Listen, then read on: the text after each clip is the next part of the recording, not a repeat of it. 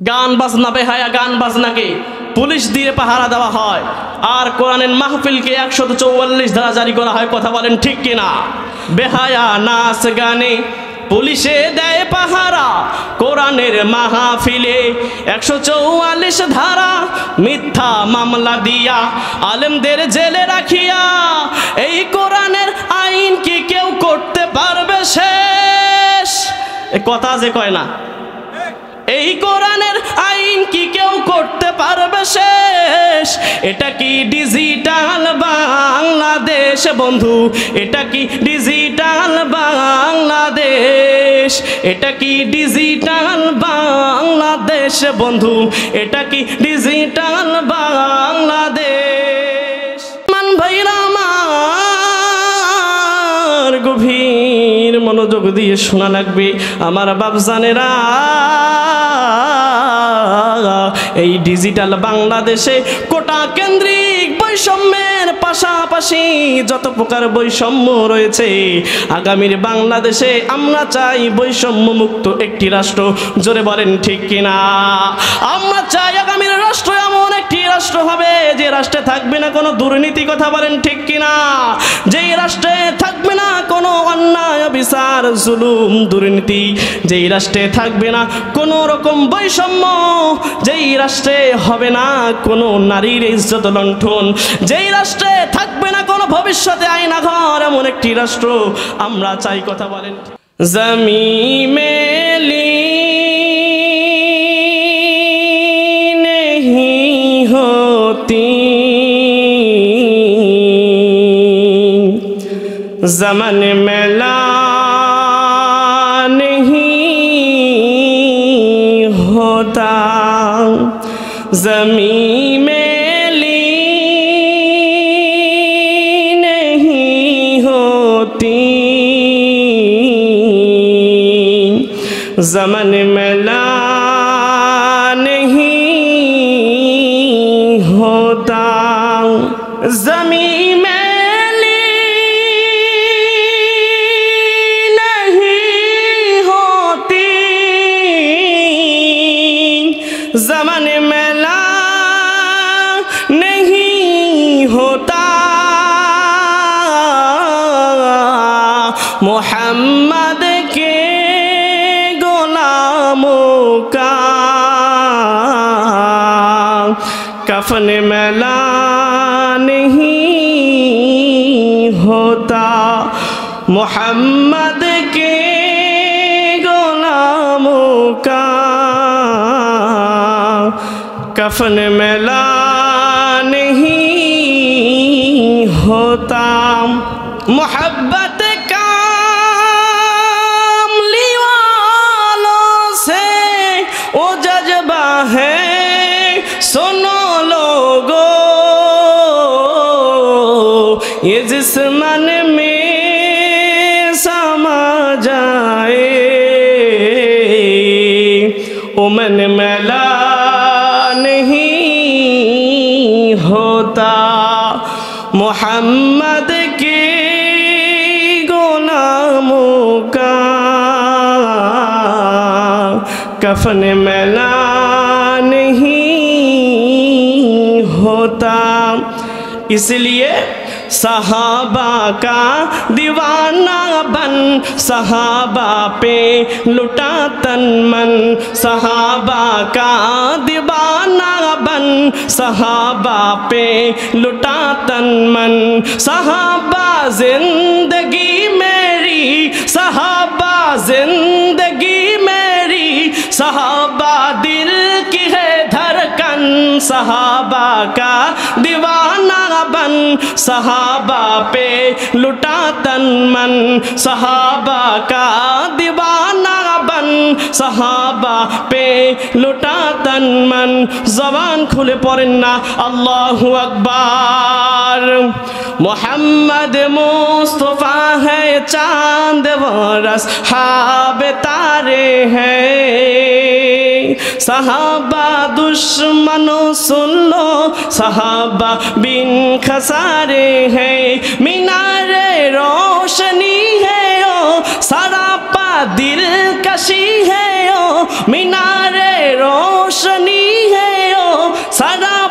दिल कशी है ओ तो इनका थाम ले दामन सहाबा का दीवाना बन सहाबा पे लुटा तन मन सहाबा का दीवाना बन सहाबा पे लुटा तन मन जबान खुले पड़ेन ना আল্লাহু আকবার 2024 এসে কোটা কেন্দ্রিক বৈষম্যের অবসান হলেও আমাদের সমাজে এখনো অনেক বৈষম্য বিরাজমান আছে ঠিক কি না নতুন বাংলাদেশে কোটা কেন্দ্রিক বৈষম্যের পাশাপাশি সকল প্রকার বৈষম্যের অবসান ঘটুক এই কামনা সবার কথা বলেন ঠিক কি না দুঃখের বিষয় হলো কিছু বিষয় নিয়ে কিছু বৈষম্য নিয়ে সমাজে আলাপ আলোচনা থাকলেও একটি বৈষম্য নিয়ে কেউ কথা বলে না সেই বৈষম্যটি হচ্ছে এদেশের ইসলামপন্থী দাড়ি টুপি ও হিজাব পরিহিতদের প্রতি বৈষম্য কথা বলেন ঠিক কিনা দীর্ঘদিন ধরে চলে আসছে দাড়ি টুপি হিজাব পরিহিত আলেম ওলামাদের প্রতি বৈষম্য আমরা চাই আগামীর বাংলাদেশে যত প্রকার বৈষম্য আছে সকল প্রকার বৈষম্যের অবসান ঘটুক কথা বলেন ঠিক কিনা বিশ্বনবী সাল্লাল্লাহু আলাইহি সাল্লাম পৃথিবীর জমিনে যে কয়েকটি গুরুদায়িত্ব নিয়ে এসেছিলেন তার মধ্য থেকে অন্যতম ছিল তিনি বৈষম্যের বিরুদ্ধে কঠোরভাবে লড়াই করে গিয়েছেন কিন্তু আফসোসের বিষয় বন্ধু বিশ্বনবীর সেই ওয়ারিস বিশ্বনবীর সেই উত্তরাধিকারী সেই শিক্ষার প্রচার প্রসারক ধারক বাহকদের প্রতি বেশি বৈষম্য করা হয় কথা বলেন ঠিক কিনা এদেশের বিভিন্ন শ্রেণী পেশার মানুষদেরকে জাতীয় পুরস্কার দেওয়ার রেওয়াজ থাকলেও আলেম ওলামা ইমাম খতিবদের তা থেকে বঞ্চিত করা হয়েছে কথা বলেন ঠিক কিনা একবার নয় দুইবার নয় শত শতবার কোরআনের পাখি হাফেজেরা এদেশের মানচিত্রকে উচ্চাঙ্গে নিয়ে এদেশের মানচিত্রের মানকে উঁচু করেছে তারপর তাদেরকে জাতীয় পুরস্কার দেওয়ার ব্যবস্থা করা হয়নি এই কথা বলেন ঠিক কিনা তবে আপনারা কি বলবেন এটা কি বৈষম্য নয় এদেশের একজন টুপি পরিহিত কিংবা শস্য শোভিত যুবক যদি সংবাদ পাঠক হতে চায় তাকে কি সংবাদ পাঠ করতে দেওয়া হবে এটা কি তার ব্যক্তি স্বাধীনতায় হস্তক্ষেপ নয় এটা কি তার প্রতি বৈষম্য নয় মোট কথা এদেশের কর্মস্থল থেকে শিক্ষাস্থল থেকে শিক্ষাঙ্গন থেকে কর্মস্থল পর্যন্ত সব জায়গায় দাড়ি টুপি হিজাব পরিহিতদের প্রতি বৈষম্য করা হয় কথা বলেন ঠিক কিনা আমরা চাই নতুন দিনের সন্ধিক্ষণে নতুন বাংলাদেশ এ বাংলাদেশে কোটা কেন্দ্রিক বৈষম্যের পাশাপাশি ইসলাম ও ইসলামপন্থীদের সাথে চলে আসা বৈষম্যের অবসান ঘটুক কথা বলেন ঠিক কিনা যদি তা না করা হয় তাহলে এভাবে জুলুম ও বৈষম্যের শিকার হতে হতে এ জাতি এদের সাধারণ ক্ষোভ একদিন বিস্ফোরণে পরিণত হবে কথা বলেন ঠিক কিনা কারণ বিগত 15টি বছর ধরে আমরা যে জুলুম ও বৈষম্যের শিকার হয়েছি এতটা বৈষম্য এতটা জুলুমের শিকার কেউ হয় নাই কথা বলেন ঠিক কিনা বিগত 15টি বছর ধরে আমরা যে জুলুমের শিকার হয়েছি এরকম শিকার কেউ হয় বড়ই ভারাক্রান্ত হৃদয় নিয়ে বলতে হচ্ছে আফসোস নিয়ে বলতে হচ্ছে 95% মুসলমানদের দেশে যে দেশের সরকার মুসলমান যে দেশের এমপি মুসলমান যে দেশের মন্ত্রী মুসলমান যে দেশের প্রতিটা নাগরিক মুসলমান 95% এই মুসলমানদের দেশে মুসলমানদের মাহফিলগুলোকে অবৈধ ঘোষণা করা হয়েছিল কথা বলেন ঠিক কিনা আর হিন্দু সংখ্যালঘু ভাইদেরকে প্রোটেক্ট দিয়ে অর্থ দিয়ে লাখ লাখ টাকা খরচ করে রাতের আধারে প্রশাসন নিয়োগ দিয়ে তাদের পূজাকে পালন করতে দেওয়া হয়েছে কথা বলেন ঠিক কিনা তবে আপনি কি বলবেন এটা কি মুসলমানদের প্রতি বৈষম্য নয় এটা কি ইসলামপন্থীদের সাথে বৈষম্য নয় গান বাজনা বেহায়া গান বাজনাকে পুলিশ দিয়ে পাহারা দেওয়া হয় আর কোরআনের মাহফিলকে 144 ধারা জারি করা হয় কথা বলেন ঠিক কিনা বেহায়া নাচ গানে পুলিশে দেয় পাহারা কোরআনের মাহফিলে 144 ধারা মিথ্যা মামলা দিয়া আলেমদের জেলে রাখিয়া এই কোরআনের আইন কি কেউ করতে পারবে শেষ এ কথা যে কয় না এই কোরআনের আইন কি কেউ করতে পারবে শেষ এটা কি ডিজিটাল বাংলাদেশ বন্ধু এটা কি ডিজিটাল বাংলাদেশ এটা কি ডিজিটাল বাংলাদেশ বন্ধু এটা কি ডিজিটাল বাংলাদেশ ডিজিটাল মানে কি ঘড়ির কাঁটা উল্টো চলা পীর বাবার নামে জুম্মাতে খুরমা দেওয়া, ক্ষমতা পাইলে তারা হয় বুঝি দরবেশ বন্ধু, ক্ষমতা পাইলে তারা হয় বুঝি দরবেশ। এটা কি ডিজিটাল বাংলাদেশ বন্ধু, এটা কি ডিজিটাল বাংলাদেশ, এটা কি ডিজিটাল বাংলাদেশ বন্ধু, এটা কি ডিজিটাল বাংলাদেশ। কথা বলেন ঠিক কিনা? মুসলমান ভাইরা আমার গভীর মনোযোগ দিয়ে শোনা লাগবে আমার বাপজানেরা। এই ডিজিটাল বাংলাদেশে কোটা কেন্দ্রিক বৈষম্যের পাশাপাশি যত প্রকার বৈষম্য রয়েছে, আগামীর বাংলাদেশে আমরা চাই বৈষম্য মুক্ত একটি রাষ্ট্র। জোরে বলেন ঠিক কিনা? আমরা চাই আগামীর রাষ্ট্র এমন একটি রাষ্ট্র হবে যে রাষ্ট্রে থাকবে না কোনো দুর্নীতি। কথা বলেন ঠিক কিনা? যেই রাষ্ট্রে থাকবে না কোনো অন্যায় বিচার জুলুম দুর্নীতি, যেই রাষ্ট্রে থাকবে না কোনো রকম বৈষম্য, যেই রাষ্ট্রে হবে না কোনো নারীর ইজ্জত লণ্ঠন, যেই রাষ্ট্রে থাকবে না কোনো ভবিষ্যতে আয়নাঘর, এমন একটি রাষ্ট্র আমরা চাই। কথা বলেন ঠিক কিনা? মুসলমান বাবাজিরা, এ বাবাজি কানটা লাগাই দিয়ে শুনে নেন। গরম আলোচনা করলে বেজার, আর নরম আলোচনা করলেও বেজার। কথা বলেন ঠিক কিনা? যাবেন কোথায়? মুসলমান ভাইরা আমার, আমি যতটুকু আলোচনা করব কোরআন হাদিস থেকে আলোচনা করব, মনোযোগ দিয়ে শুনবেন আমার বাপজানেরা। বলছিলাম বৈষম্যমূলক আমরা রাষ্ট্র চাই। বিশ্বনবী মুহাম্মদুর রাসূলুল্লাহ সাল্লাল্লাহু আলাইহি ওয়াসাল্লাম তিনি যে কয়েকটি গুরু দায়িত্ব নিয়ে পৃথিবীর জমিনে এসেছিলেন, তার মধ্য থেকে অন্যতম দায়িত্ব হলো তিনি বৈষম্যের বিরুদ্ধে লড়াই করেছেন। ঠিক কিনা? সালাম। মুসলমান বাবাজিরা, বিশ্বনবী মুহাম্মদুর রাসূলুল্লাহ সাল্লাল্লাহু আলাইহি ওয়াসাল্লাম যেই বৈষম্যের বিরুদ্ধে লড়াই করেছে, আগামীর বাংলাদেশে আমরা এই বৈষম্য দেখতে চাই না। কথা বলেন ঠিক কিনা? আমার বাপজানেরা গভীর মনোযোগ দিয়ে শুনবেন।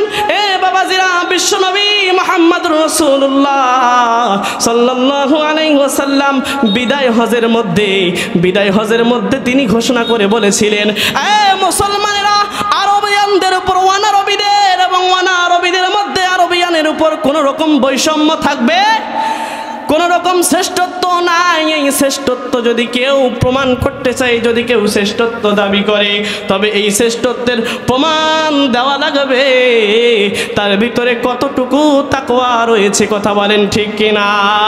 মুসলমান বাবাজিরা, এই তাকওয়া যার ভিতরে থাকবে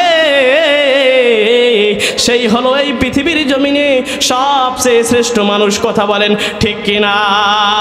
আমার বাবাজিরা, এখন আসেন তো আমরা একটু জাস্টিফাই করে দেখি, আমরা একটু সার্চ দিয়ে দেখি এই তাকওয়া কার ভিতরে বেশি রয়েছে, কারা সবচাইতে আল্লাহ তাআলাকে বেশি ভয় করে। এটা একটু জাস্টিফাই করা দরকার আছে না নাই? মুসলমান বাবাজিরা, জাস্টিফাই করে দেখেন তো। সর্বপ্রথম মেম্বারের মধ্যে এই তাকওয়া কি সবচেয়ে বেশি আছে নাকি? কোরআন উত্তর দিতে পারে না। চেয়ারম্যানের মধ্যে এই তাকওয়া আছে নাকি? উত্তর দিতে পারে না। এমপি, মন্ত্রী, ডক্টর, ব্যারিস্টার যারা আছেন, মন খারাপ করবেন না, আমি এতটুকু বুঝাতে চাই, পৃথিবীর জমিনে শ্রেষ্ঠ হলো ওই মানুষটা যার ভিতরে সবচেয়ে বেশি তাকওয়া থাকবে। জোরে বলেন ঠিক কিনা? সর্বশেষ মুসলমান ভাইরা আমার, এই কথার প্রমাণ আমরা দিব। এই জমিনে যেই আলেম ওলামাকে নিয়ে বৈষম্য করা হয়, যেই আলেম ওলামাদেরকে নিয়ে ঠাট্টা বিদ্রুপ করা হয়, এই আলেম ওলামাদের পক্ষে কোরআন তোমার ভিতরে কোনো দলিল আছে নাকি? এই কোরআন তোমার ভিতরে কোনো দলিল আছে নাকি? কোরআন ডাক দিয়া বলে হ্যাঁ। আল্লাহ রাব্বুল আলামিন কোরআনুল কারীমের ভিতরে ডাক দিয়া বলেন, ইন্নামা ইয়াখশাল্লাহু মিন ইবাদিহিল উলামা।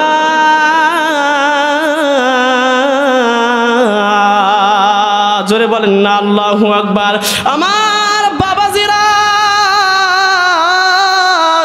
আল্লাহ রাব্বুল আলামিন বলেন পৃথিবীর জমিনে সব চাইতে, পৃথিবীর জমিনে সব বান্দাদের মধ্য থেকে আল্লাহ তাআলাকে ভয় করে একমাত্র আলেম সমাজ। জোরে বলেন সুবহানাল্লাহ। আমার মুসলমান বাবাজিরা, তাহলে বলছিলাম যার ভিতরে তাকওয়া বেশি থাকবে, যার ভিতরে আল্লাহ ভীতি থাকবে, সেই হলো এই পৃথিবীর জমিনে সবচেয়ে শ্রেষ্ঠ মানুষ। জোরে বলেন ঠিক কিনা? তাহলে আমরা প্রমাণ করে দিলাম, কোরআন উত্তর দিল, পৃথিবীর জমিনে সব মানুষের চেয়ে আল্লাহ তাআলাকে বেশি ভয় করে আলেম সমাজ। জোরে জোরে বলেন ঠিক কিনা? হুজুর, আলেম সমাজ যে শ্রেষ্ঠ, এই কথার প্রমাণ আরো কিছু আপনাদেরকে দিতে হবে মুসলমান ভাইজানেরা আমার। আর কয়েকটি প্রমাণ, দুই একটি প্রমাণ আমি আপনাদেরকে দিতে চাই। আলেম সমাজ যে পৃথিবীর জমিনে সবার চেয়ে সবচেয়ে শ্রেষ্ঠ, এই মর্যাদা, এই শ্রেষ্ঠত্ব বোঝাতে বিশ্বনবী মুহাম্মদুর রাসূলুল্লাহ সাল্লাল্লাহু আলাইহি ওয়াসাল্লাম, বিশ্বনবী হাদিসের ভিতরে বলে, ওয়া ইন্না ফাদলাল আলিমি আলাল আবিদি কাফাদলিল কমারি আলা সাইরিল কাওয়াকির। জোরে জোরে বলেন না সুবহানাল্লাহ। মুসলমান ভাইজান, বিশ্ব নবী বলেন আকাশের মধ্যে যতগুলো নক্ষত্র রয়েছে, আকাশে যতগুলো তারকারাজি রয়েছে, এই কোটি কোটি নক্ষত্রর চেয়ে, কোটি কোটি তারকার চেয়ে একটি চন্দ্রের মর্যাদা যেমন, একজন আবেদ যে আল্লাহর ইবাদত করে, এই আবেদের চেয়ে একজন আলেমের মর্যাদা তেমন কোটি কোটি নক্ষত্রের চেয়ে একটি চন্দ্রের মর্যাদা যেমন। জোরে জোরে বলেন না সুবহানাল্লাহ। আমার মিরগঞ্জের মুসলমান ভাইজানেরা, আলেমরা যে শ্রেষ্ঠ, এই কথার প্রমাণ দিতে বিশ্বনবী অন্য এক বর্ণনায় বলেন, ফাদলুল আলিমি আলাল আবিদি কাফাদলি আলা আদনাকুম। ও মুসলমানেরা, ও উম্মতেরা, তোমাদের কাছে, তোমাদের তুলনায় আমি রাসূলের মর্যাদা যেমন, একজন আবেদের চেয়ে একজন আলেমের মর্যাদা তেমন। জোরে বলেন সুবহানাল্লাহ। মুসলমান ভাইজানেরা আমার, বিশ্বনবী অন্য এক হাদিসের ভিতরে বলেন, আল উলামা ওয়ারাসাতুল আম্বিয়া, নিশ্চয় আম্বিয়াদের ওয়ারিস হলো, আম্বিয়াদের উত্তরসূরি হলো আলেম সমাজ। এখন জবান খুলে কথা বুঝে থাকলে বলবেন, এই পৃথিবীর শ্রেষ্ঠ মানব মুহাম্মদ, এই মুহাম্মদ সাল্লাল্লাহু আলাইহি ওয়াসাল্লামের ওয়ারিস যারা, তারা পৃথিবীর জমিনে শ্রেষ্ঠ মানব হয় কি হয় না? আওয়াজ দিয়ে বলতে হবে, হয় কি হয় না? এরা হচ্ছে পৃথিবীর জমিনে সবচেয়ে শ্রেষ্ঠ মানুষ। একটা নিয়ম রয়েছে, যেই জিনিসটার সম্বন্ধ প্রিয় মানুষের সাথে হয়, সেই জিনিসটার মূল্য বেড়ে যায়। কথা বলেন ঠিক কিনা?